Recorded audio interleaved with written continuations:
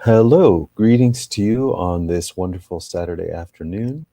And I'm just going to record this short video for you today, which is actually a very big personal milestone. And that is, today's my fifth anniversary in this big project I've been working on. The project is called The Physician's Highest and Only Calling, and I'll explain that title in just a moment.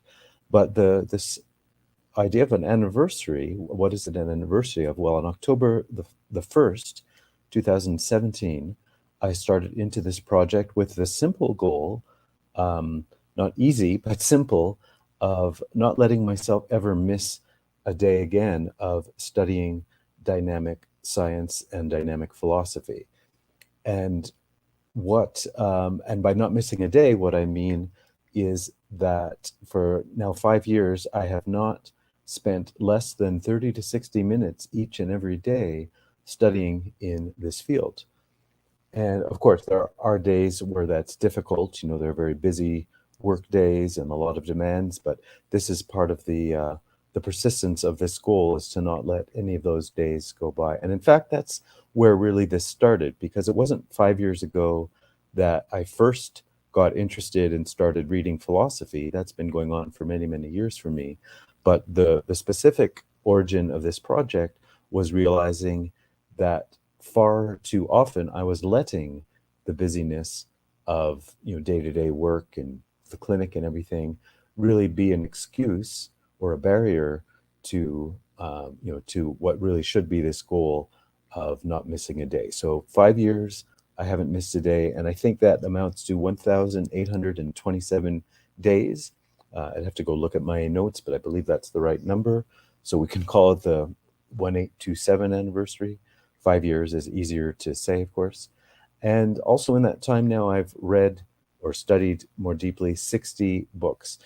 Now, here is so that's wonderful for myself. I'm celebrating, I'm happy. I'm 5 years into a 28-year goal, so things are going well so far. But things have been emerging, as I have this very simple goal, as I said, of not missing a day of reading. What has been emerging for me are more and more concrete desires of how I want to start taking what I'm learning, taking the insights, how I'm synthesizing all this together, and to start putting it into really putting it out in public forms. Now, I have been doing this. I have written some blog posts and I've done some of these videos in this kind of format. And that will continue, but my desire kind of keeps getting more and more focused that I want to keep this as a very um, kind of a very educational project, not just for myself, but anyone who is interested in similar topics. The philosophy of of life and medicine and health. All of these interwoven topics, and the kinds of books I'm reading. How do we take not just abstract philosophy, but really the kinds of the forms of knowledge which really makes things more practical, more better outcomes in the clinic, better results, enhancement of the life function, enhancement of health.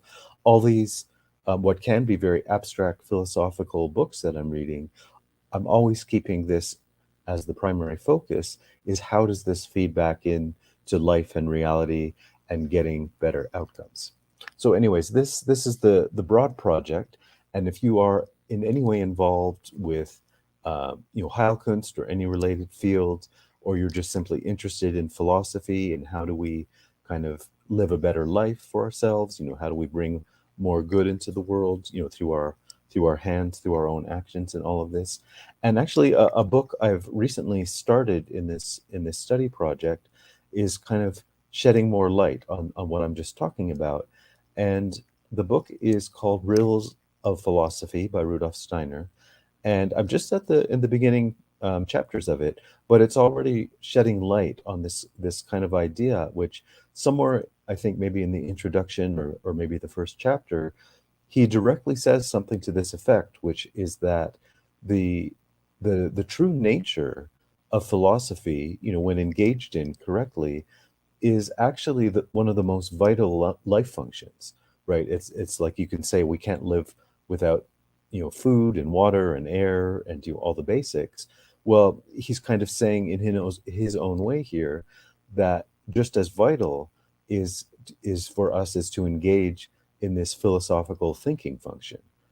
And that, no, I know that's almost a controversial statement. A lot of people would think of philosophy as, kind of a bit strange, abstract, something that very few people really engage in. But the way he's framing it in this book, as I'm saying, it's the most vital function. Like we, and he goes on to say, I'm not going to get all the exact wording here and everything, but he says something to the effect that there's a kind of a withering function if somebody is not properly engaged in this, and you can actually trace that like down some generational lines, where one after another generation is not properly engaged in this philosophical function, and you can see the withering life function. Anyways, he says something to that effect. I don't have that quote right in front of me, but that's super interesting. Anyways, it really further bolsters up my whole purpose and engagement in this project.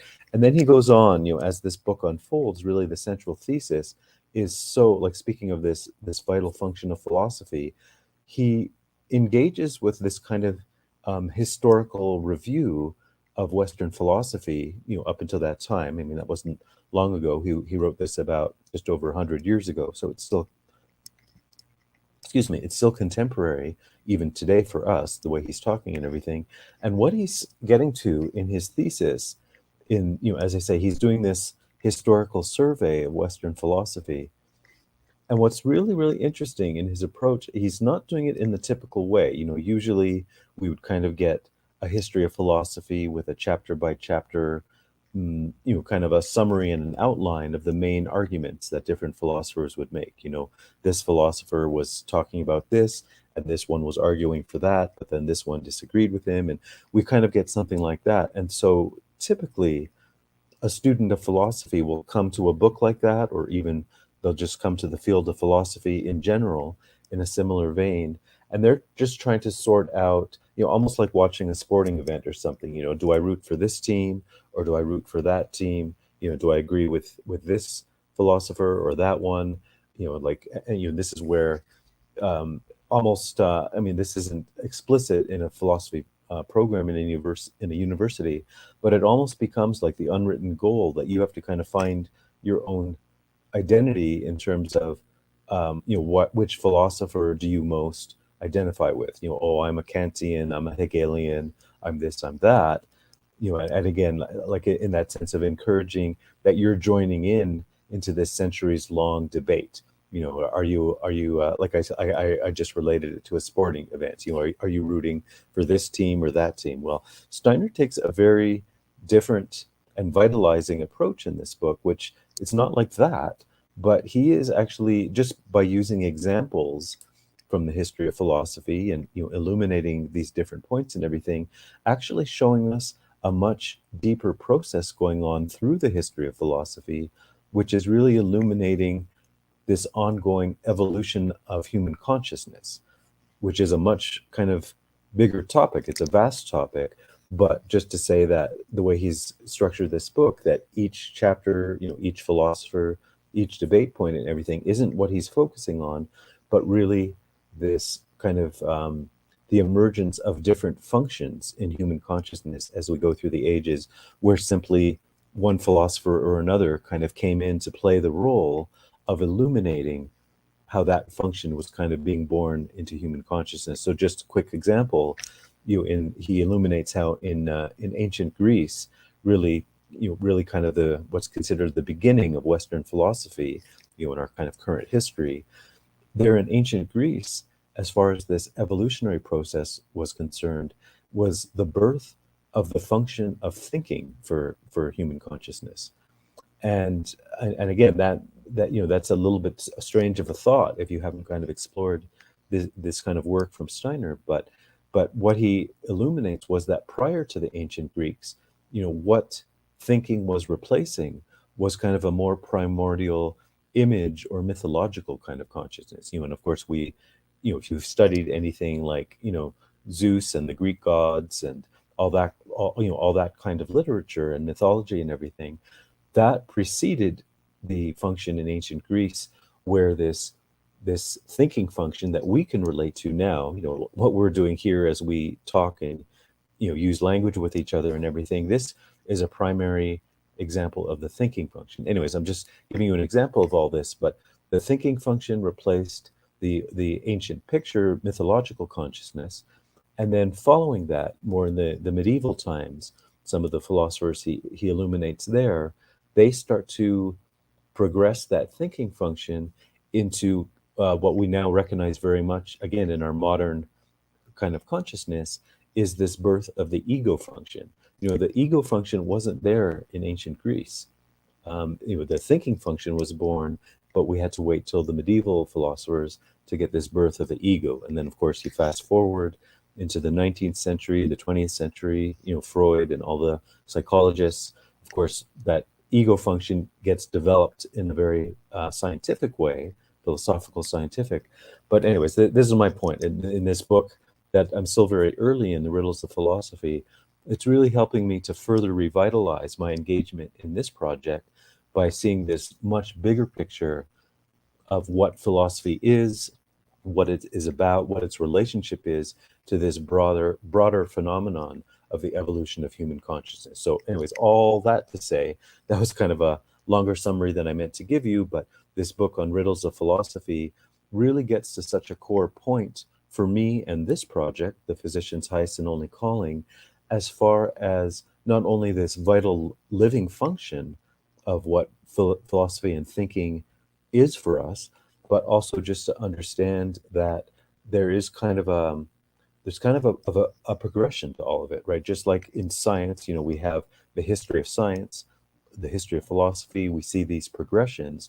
Well, that's exactly what I'm trying to be a big or little, even little is good, a contributor to this progression in the evolution of consciousness to how we understand all of these topics, philosophy, thinking, life, vitality, health, like all of the things that I'm practically involved in my day-to-day work with patients using Heilkunst medicine. This is the whole purpose of this project, is to really push out on the outer limits, really push on the edges and really get even better outcomes and better results than we can as we are today, right? So let me say that in another way. I get to a point I just made a couple of minutes ago. A lot of people may look at the field of philosophy as fairly abstract. Often it's thought of as useless, generally speaking.